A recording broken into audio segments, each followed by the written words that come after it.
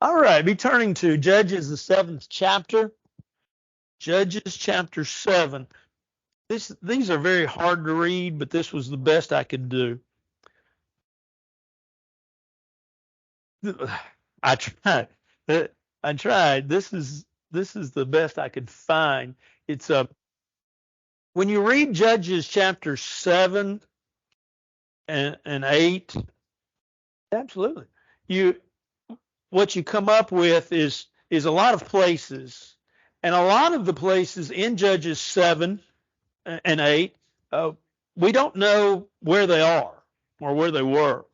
But this I found in BibleStudy.org, and what happened was when I began to enlarge it, it just got blurrier. So this is the best that we could do. But this gives you some idea. About the time that Deborah was facing the enemy for the children of Israel, so was Gideon. And Gideon, as we know, was going against the Midianites. And this gives you some idea of exactly in Israel where we were, and that's the only reason I really wanted to give it to you. You see that we're south of the Sea of Galilee, we're west of the Jordan River, and we're somewhat close to the Jordan River, and but this gives you an idea. And like I say, that's really all I want to do. I'm not going to key on it. You might want to look at it if you want to, but it gives you some idea of where we're talking about and what was going on. And so I looked, like I say, I looked that up, and that was the best one I could find. And it's just not really clear, and it didn't make a clear copy, but it gives you an idea, and that's really all I wanted. But we're in Judges, the seventh chapter, and we're still talking about Gideon. We'll probably be talking about Gideon again next week. We talked about him last week. Gideon, or Zerubbabel, which means let Baal plead. This came out of the case, remember, in the sixth chapter where Baal had been, for lack of a better term, Baal had been destroyed. Consequently, those that worshiped Baal had come to Gideon's father, and the father began to plead for Gideon's life and said, look, if Baal, and evidently he was a Baal worshiper, which kind of ironic, but he said, if Baal was really a god, then he would take care of this, and he would take care of my son. Why are you doing it for them? And so at that point, they nicknamed Gideon Zerubbabel. Zerubbabel, I looked it up again today, is found only 13 times in the Bible, mostly here, Judges 6, Judges 7. You don't find it a lot, but Gideon. And so we remember that. We do know, briefly, we do know that the Midianites for 7 years had been coming in to the children of Israel. They had been taking everything they wanted to take. They had been ravishing the land. They were much like, do you remember in the prophets, them talking about locusts and talking about, especially in the book of Amos, where the locusts come in and they destroy all the crops? Well, that's how the Midianites did. And so it was during that impoverished time that the children of Israel cried out, and God raises Gideon. It raises Gideon to be his judge, to be his champion, his victor, and to lead the children of Israel. And so he does that. But Gideon, as we're going to call him, not Zerubbabel, but Gideon is an individual that is going to take an army. This is one of my favorite stories growing up, and how he did that. Let's look at it and see how he then follows the Midianites and really overcomes them and puts them in their place. And Israel then becomes, if you will, free from the tyranny of the Midianites.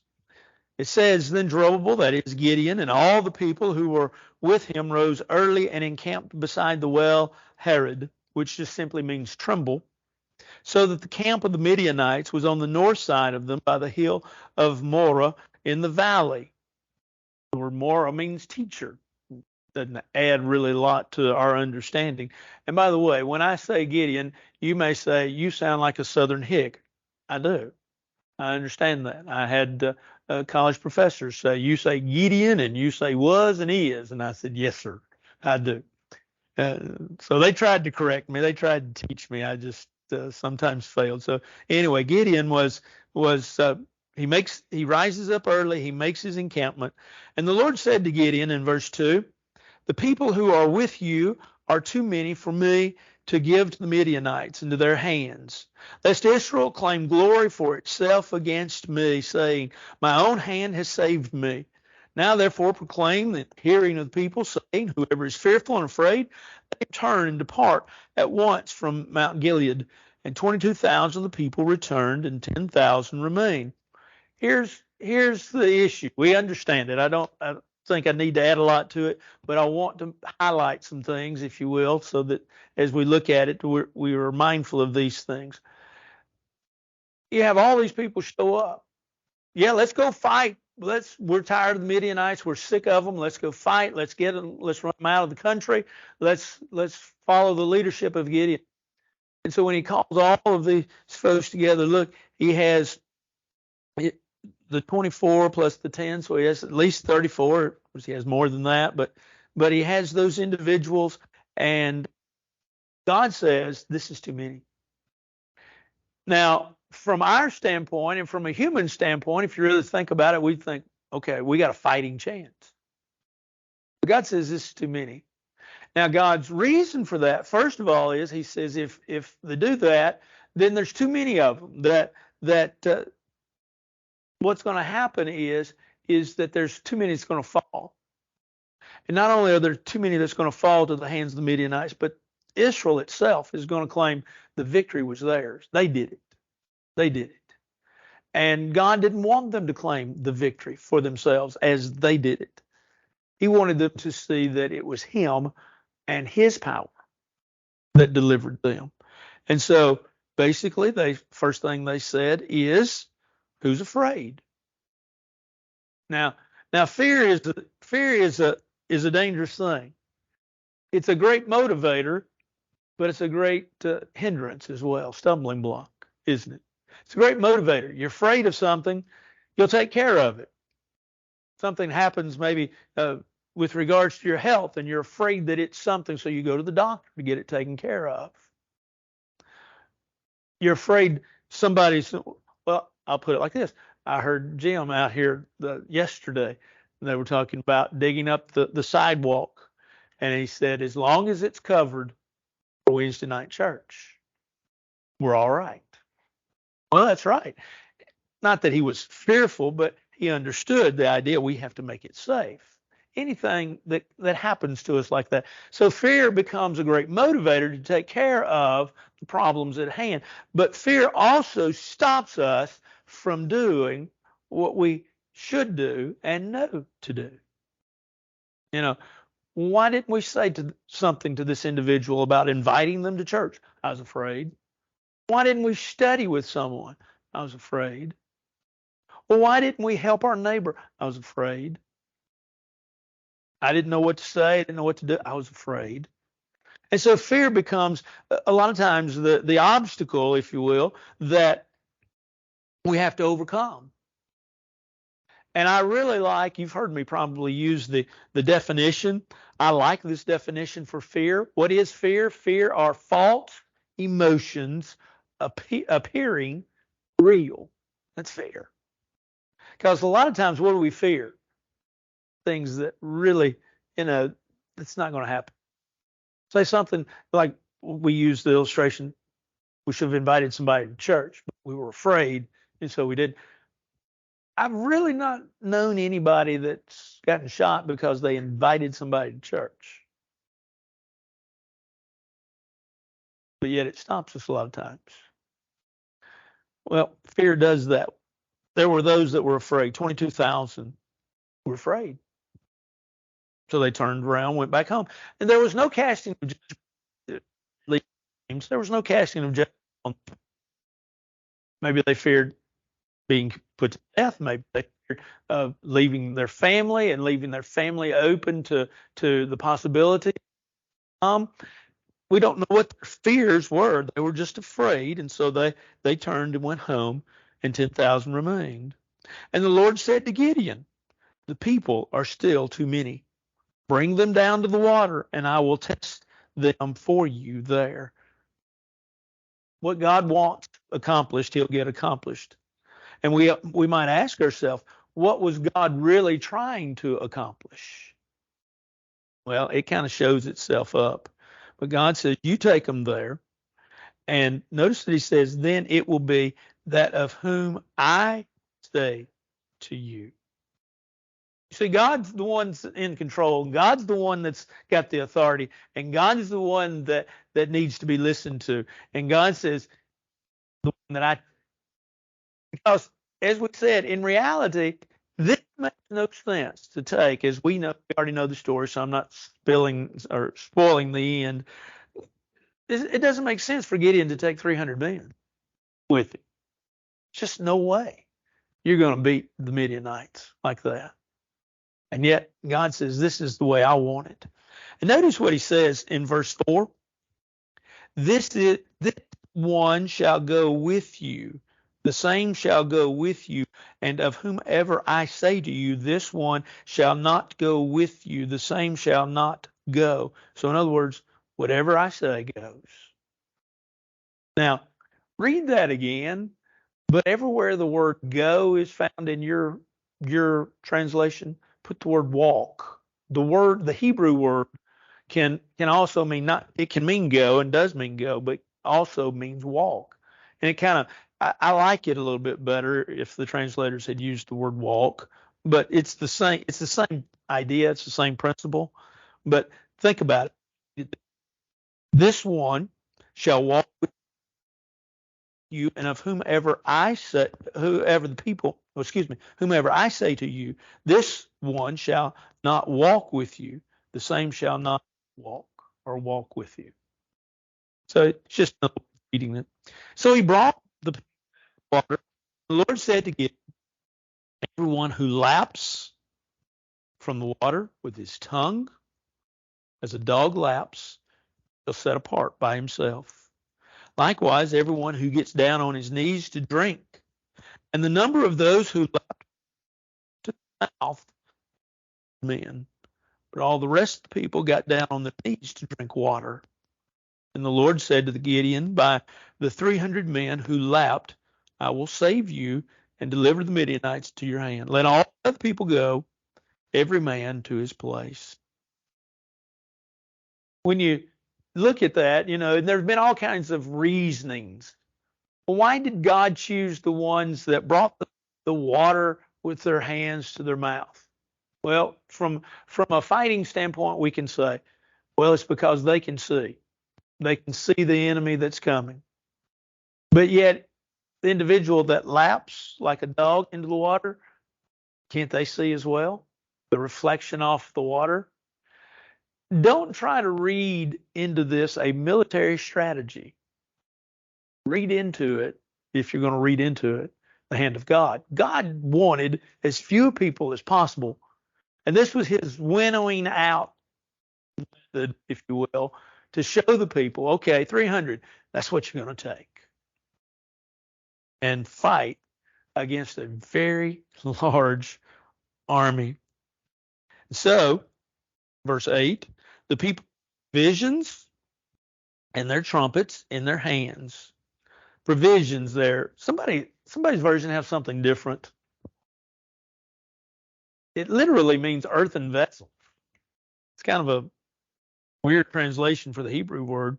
But so the people took vessels and their trumpets in their hands, and he sent away all the rest of Israel, every man to his tent, and retained those 300 men. Now the camp of Midian was below him in the valley.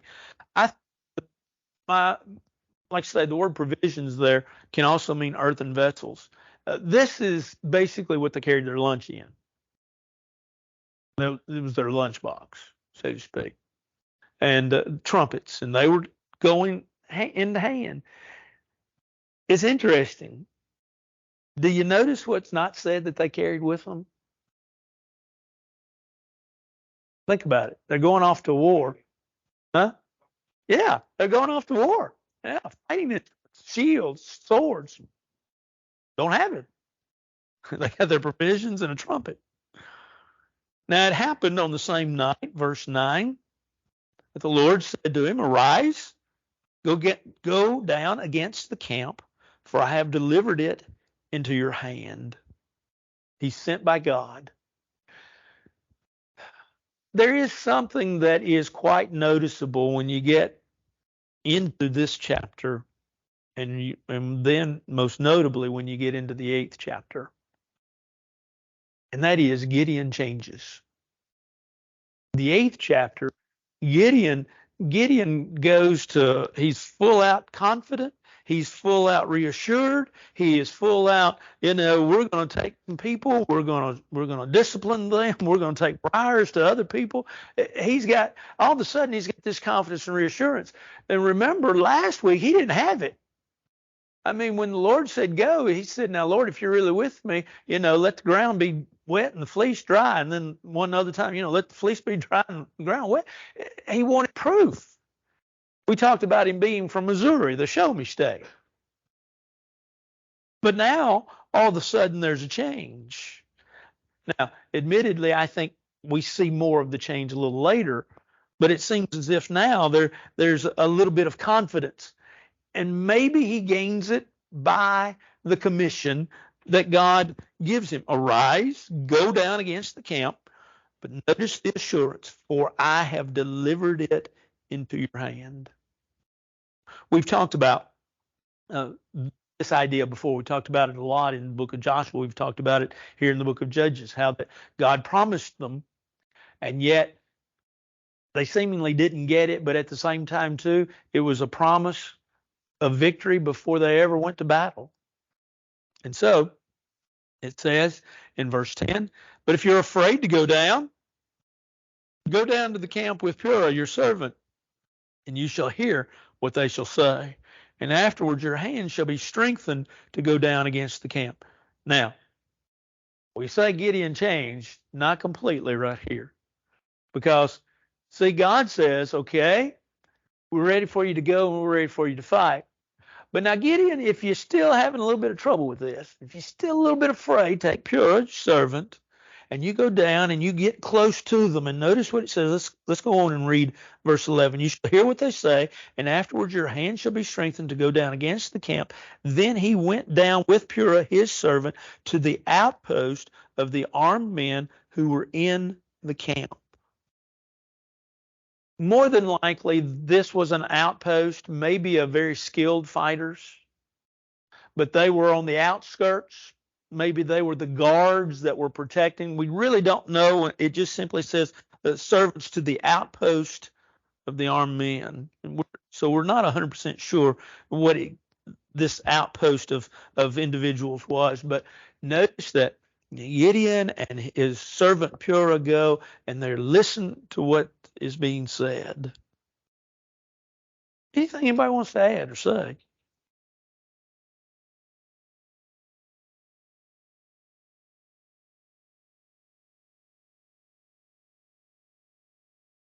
Yeah. If, yeah. If you're afraid, yeah. Yeah. It is. It is. I agree. Yeah. Anything else? God knows us better than we know ourselves. And that was, I didn't put that in my notes, but I got that very thing this morning. And that's kind of the conclusion I got. Now, the Midianites and the Amalekites, all the people of the east, were lying in the valley as numerous as locusts, and the tumult were without number, as the sand by the seashore in multitudes. Great number in the army of the Midianites. Great number. Look how it said. It says they were numerous as locusts. Tremendous number. Camels. You couldn't even number the camels. And yet Gideon is going with his 300 men to fight. But see, you might say, just sort of kind of tongue in cheek, Gideon is going with 301. And that one is God, and that's really all he needed. So Gideon, verse 13, when Gideon had come, there was a man telling a dream to this companion, and he said, I have a dream. To my surprise, a loaf of barley bread tumbled into the camp of Midian.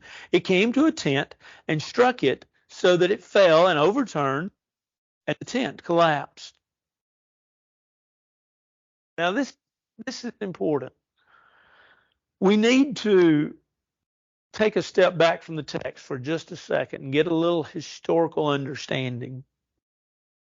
Dreams in that land, in that time, they were believed to be the message from gods, not big capital G, but their gods. They believed that their gods, these folks that were, by the way, idolaters, there you go, idolaters, believed that when they had a dream, it was literally their God speaking to them. And so when he said, I had a dream, when he says, to my surprise, he says, I had a dream, he's really trying to tell this guy, hey, God spoke to me last night. But his dream is of the Midianites being defeated. The barley loaf. Why barley?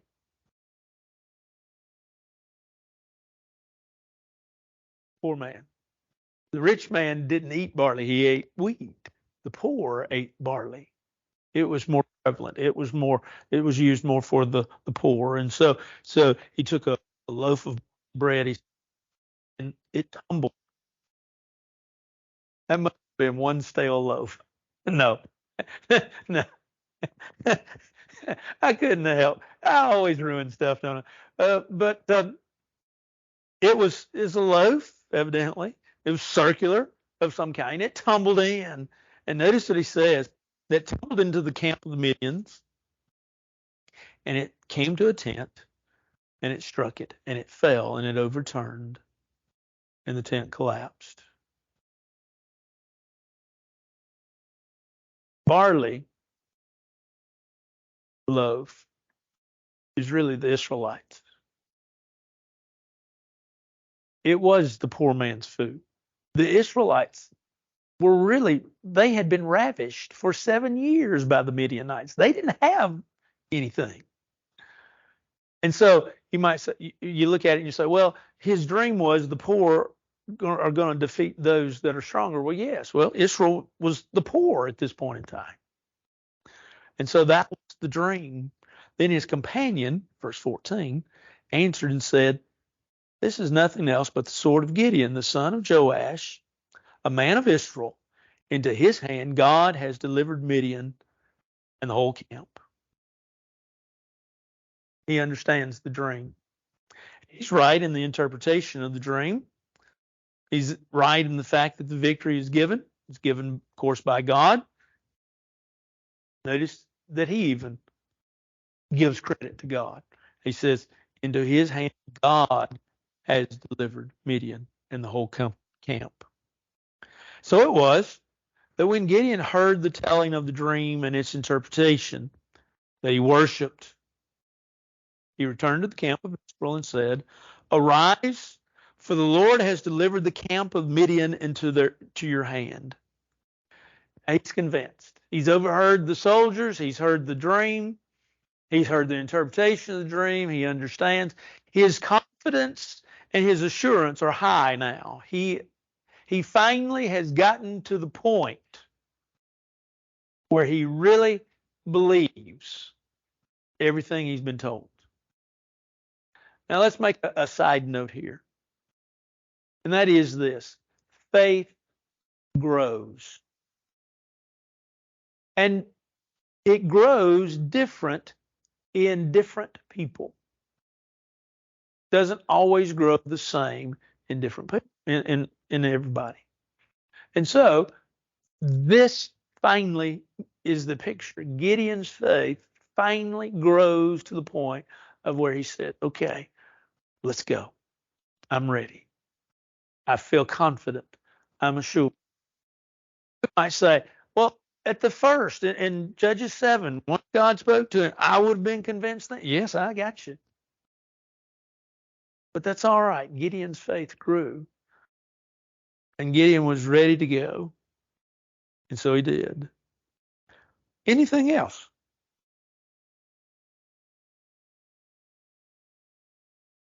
So it was, verse 15, when Gideon heard the telling of the dream and its interpretation that he worshipped, he returned to the camp of Israel. He said, "Arise, for the Lord has delivered the camp of Midian into your hand."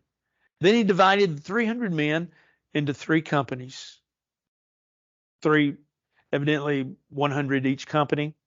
And he put a trumpet into every man's hand with empty pitchers and torches inside the pitchers. Now, I know probably there is a question in your mind, at least there was in mine, as I was thinking about this again. And that is, how did the torch stay lit with the, if you will, the pitcher over it? Well, there's all different kinds of ways of answering that, but ultimately you just have to say it did. And so he said to them, verse 17, "Look at me and do likewise. Watch, and when I come to the edge of the camp, you shall do as I do." So he's giving them instructions. Now think about, once again, what they're going to fight with. They've got, first of all, a trumpet. Second of all, an empty pitcher that evidently is covering a torch. That's all they got. Their two hands are full. They don't have shields. They do not have swords. To break the thought here, I just couldn't help but thinking, one of the family jokes that Ethan and Suzanne and I have is that Suzanne was a wonderful mother. She ruined Halloween for Ethan. From the time he was very little, until he got up to finally where he was old enough to say, "Don't want to go trick or treating anymore. Don't want to do." And you know, most kids will go to, you have to tell them you're not going anymore. He told us probably around kindergarten, first grade, not going anymore. The reason being because that wonderful wife of mine, that was such a good mother, she always had him a cute little outfit. There was always something on his head, some sort of hat or something on his head. And there was his bucket in one hand and something else in the other. He was a train engineer one year, so he had a lantern. He was a fireman one year, so he had a part of a garden hose that I cut up for him. You know, he always had something in both hands. And being the preacher's kid, you know, everybody would say, "Will you please bring Ethan by our house Halloween? Will you please bring?" And so it, bless his heart, was simply, you know, get in the car, buckle him up, buckle him in his seat, ride somewhere, get him out, knock the hat off, grab your garden hose or whatever, and go up to the door, trick or treat. Well, then they'd want to talk, you know, because they loved Ethan. Who doesn't? Who didn't at that time? He was cute and little, but and so you know, and then we'd have to get back in the car, buckle. And like I say, I think he was around kindergarten. He finally just told his mom, "I'm not going anymore. Don't like it. Don't like it." And that was part of it. Well, these folks had their hands full, but it wasn't what you would think of. And so Gideon finally gave them the instructions. He says, "You do what you just watch me. You do what I've told you to do. And when I blow the trumpet, and I and all who are with me, then you also blow the trumpets on every side of the whole camp." So he basically, what he did is he had three companies of 100, and he had the Midianites surrounded, the camp and surrounded. And so this is what they're supposed to say: "Sword of the Lord and of Gideon." It's interesting, and I don't have an answer. Read a couple of guys, and they think they know the answer. They don't. Scriptures don't tell us. But why Gideon, in his instructions, would tell them to say, "The sword of the Lord and of Gideon"? Why did Gideon include his own name? This is probably where some writers say that Gideon begins to change into a self-confident, probably overconfident, cocky, reassured, harsh, and the harshness is really found in the 8th chapter. Judge, victor, leader. But nevertheless, he tells them, this is the Lord. And so other translations, does anybody have a different translation that says anything other than the sword of the Lord and of Gideon?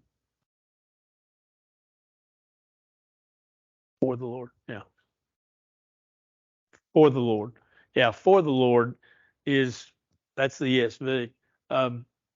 I was thinking there were other versions that said that too, but that reads better. It is correct from a standpoint of translation, but it reads a little easier than the sword of the Lord, and it's for the Lord and for Gideon.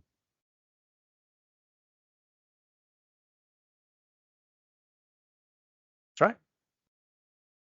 Yeah, yeah, yeah, yeah. It's very true. Very true. Uh-huh. Yeah. Yeah.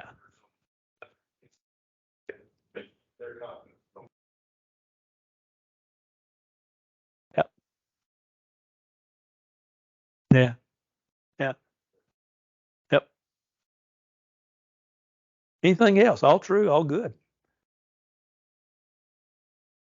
So, verse 19, Gideon and the 100 men who were with him came to the outpost of the camp at the beginning of the middle watch. Probably somewhere around midnight. The first watch would go from 8 to midnight. The second one would go from midnight to 3. The third one went from 3 to 8. And then Harold Shanks, I'd never seen this before, but Harold Shanks in his commentary says that there was actually a fourth watch that was called a day watch. And he didn't elaborate, and I've never seen that anywhere. I'm not debating him. I've just never seen it. Maybe there was, but he talks about going to camp at the beginning of the middle watch. Well, that would be probably somewhere around midnight, just as they had posted the watch. In other words, as they were changing of the guard at that point in time, that he thought would probably be the best. And they blew the trumpets, broke the pitchers, and were in their hands. Then the 3 companies blew the trumpets, broke the pitchers, and they held the torches in their left hands and the trumpets in their right hands for blowing. And they cried, sword of the Lord and of Gideon.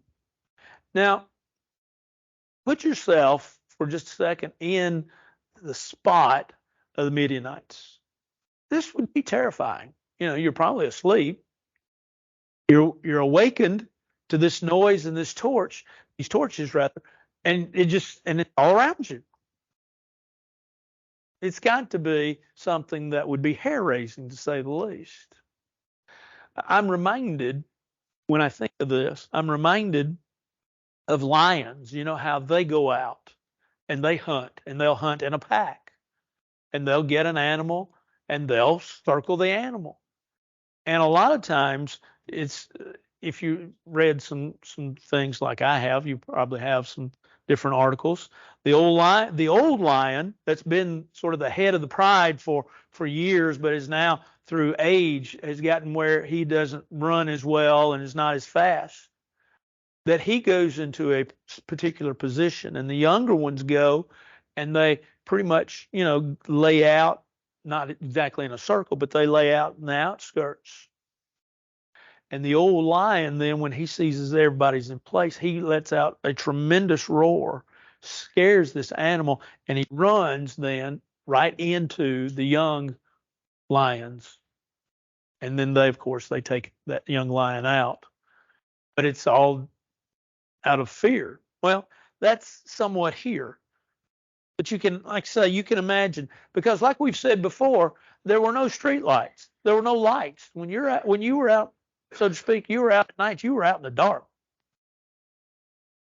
And they would have certainly been afraid Every man, verse 21, stood in his place all around the camp. The whole army ran and cried out, fled.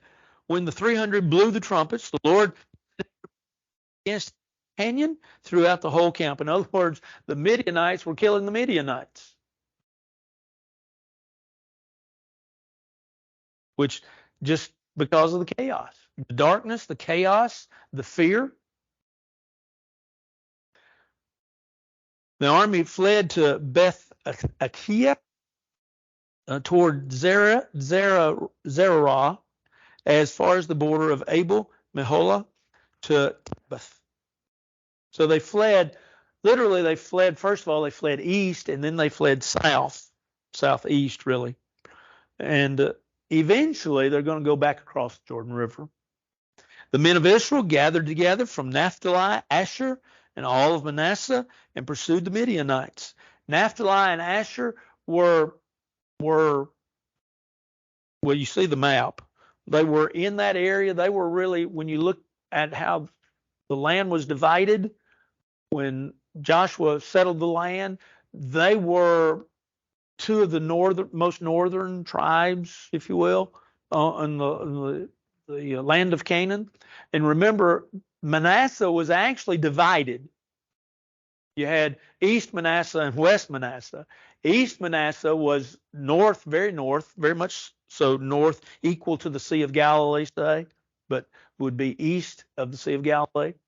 And so when it says Manasseh, one of the things that I wonder and don't have an answer for is, was it all of Manasseh, or was it, say, West Manasseh or East Manasseh? Don't know.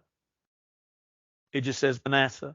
And so I'm going to leave it at that and say that I don't have an answer other than to say that it was Manasseh. But they pursued the Midianites.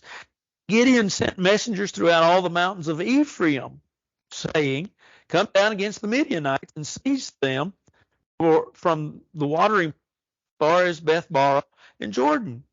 Then all the men of Ephraim gathered together, seized the watering places as far as Beth-barah and Jordan, and they captured two princes of the Midianites, Orab and Zeb. They killed Orab. Orab, by the way, means raven. At the rock of Orab, and Zeb, which means wolf, they killed in the winepress, or at the winepress, of Zeb.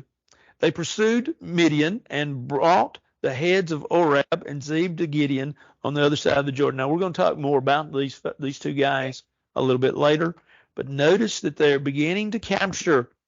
They're going to take care of the leaders of the Midianites, and they do. And so while this battle is over, you could say, the war is only beginning. We get into the 8th chapter and we get more of the war. But the battle here with regards to running the Midianites out of the land of Canaan, and like we say, they go south first, and they go about this first little bit here is about 30 miles. So it's probably, 20 miles was considered today's journey, but you're talking about a large group of soldiers, so you may be talking about 2.5 days, 3 days journey with regards to the number of men.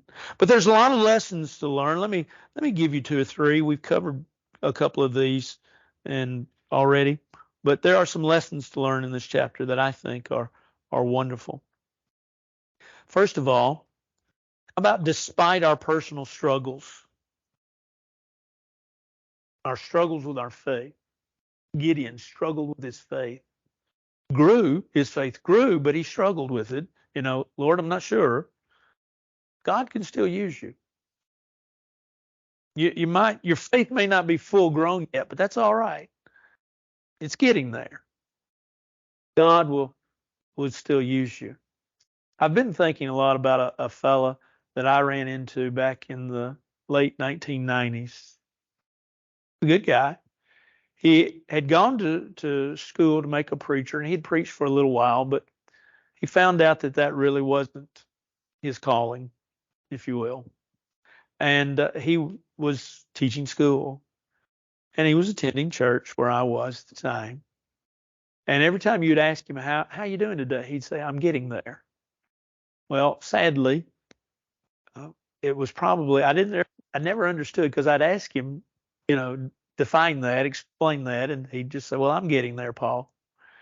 And he has since, quite a few years ago, died of cancer. And I'm not so sure that the getting there wasn't with regards to how he felt physically. But I've thought about that a lot just in the last few weeks because I want to write an article or something on it. And I think we need to understand that in a lot of ways, that's true of all of us. We're getting there. And once we say we've gotten there, we are not doing what we need to be doing. Our faith always grows, but God can use us. Thanksgiving, there seems to be a period of Thanksgiving. Thanksgiving should always be our response to God's blessings. Before we can be successful warriors for God, we must be sincere worshipers. Another lesson, victory is always ours if we choose God's way. You got to choose God's way, but if you choose God's way, God's on your side. Victory is yours.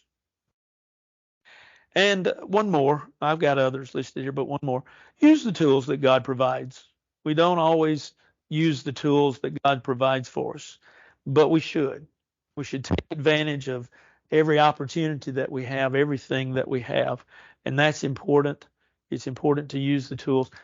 Who would think that you're going to go to fight? You're going to go fight an army that's several times bigger than what you are, and what you take is basically a torch that's hidden, a flashlight that's off, if you will, and you take a trumpet, and that's all you take. Pretty powerful. Anything else? Well, there's a whole lot more lessons to learn there. We're going to get into the 8th chapter, and we're going to see Gideon and see his I think his turn. I think he turns into kind of a harsh, kind of cruel type individual, but his leadership style as well. There's a lot to be learned from that, and we will look at that next week. Anything else? Let's bow for a word of prayer. Our Father in heaven, we're thankful for this day, thankful for the opportunity that you have given us, and we're thankful that we have been able to come together this evening to really learn that our faith grows, and our faith can grow through creative doubt. But as our faith grows, that if we'll let you lead us and let you show us that we can be your servants, your warriors, your fighters for your cause. We ask that you be with those that Jay mentioned in our announcements that are sick, not doing well, that you'll be with them, that you'll bless them, give them a speedy recovery back to their much normal walks of life. We ask that you be with each of us as we go throughout the rest of this week. Help us that we may be the light that shines to others, that we may let them see you through us. Watch over us, bless us, and keep us, and hold us as we hold to you. For this is our prayer in Christ's name. Amen. Y'all have a great, great week. Thank y'all.